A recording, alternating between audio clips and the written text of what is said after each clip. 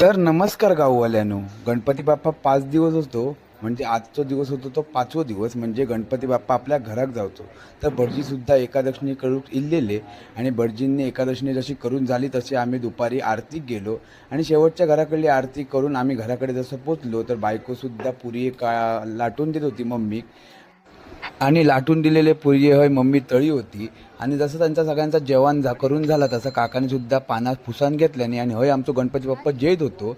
आणि होय तुमका समोर बघू शकता तर सगळा जेवण रेडी झालेला होता, पुरिये बिरिये सगळा होता. आणि नंतर पानात ठेवल्याने आणि पानात ठेवून झाल्यानंतर बायकोन आणि माझ्या तिन्ही बहिणींनी जेवण वाढूक सुरुवात केल्याने आणि गणपती बाप्पाचो 5वो दिवस असल्या कारणान पुरये श्रीखंड डाळ भाज्या सगळंच होता. आणि काकांनी सुद्धा वाडी दाखवची लागतात त्यामुळे वाडीसुद्धा काकांनी दाखवण्यासाठी वर कौलावर काकांनी वाडी ठेवल्यानी आणि आम्ही जेव आमका वाढल्यानी तसा कियान पण आमका पुरिये बिरिये सगळा वाढल्यानी.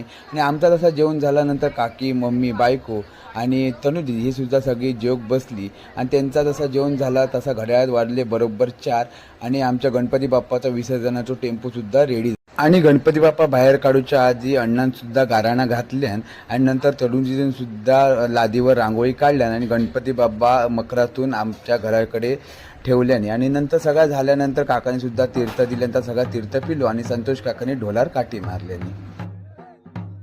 आणि घरातून नंतर वाजत गाजत गणपती बाप्पाचा टेम्पोमध्ये आगमन झाला. म्हणजे टेम्पोन आम्ही गणपती नेतो.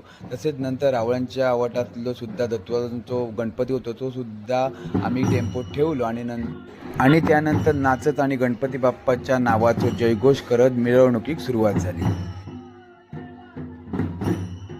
आमच्या वाडीतले 4 आणि परबांच्या वाडीतले 3 आणि राहुल आवटातले 3 असे मिळून 10 गणपती या गणपती बाप्पाच्या टेम्पोमध्ये बसले आणि जाऊक निघाले आपल्या गावाक.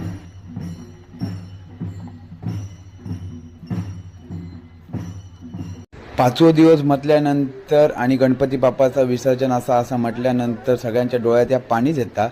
आणि नंतर सगळे गणपती बाप्पा टेम्पोमधून काढल्यानंतर आरती सुरू केली.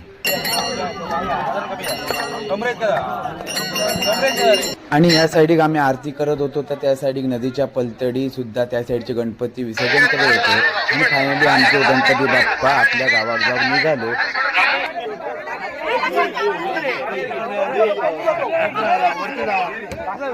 त्यानंतर आमच्या आणि बाकीच्या सगळ्यांच्या गणपती बाप्पांचा विसर्जन झाल्यानंतर आणि प्रत्येकानं आपापलं पाठ घेतल्याने आणि प्रसादी घेतल्याने आणि पाठ डोक्यावर ठेवून आम्ही निघालो आमच्या घरात जाऊ.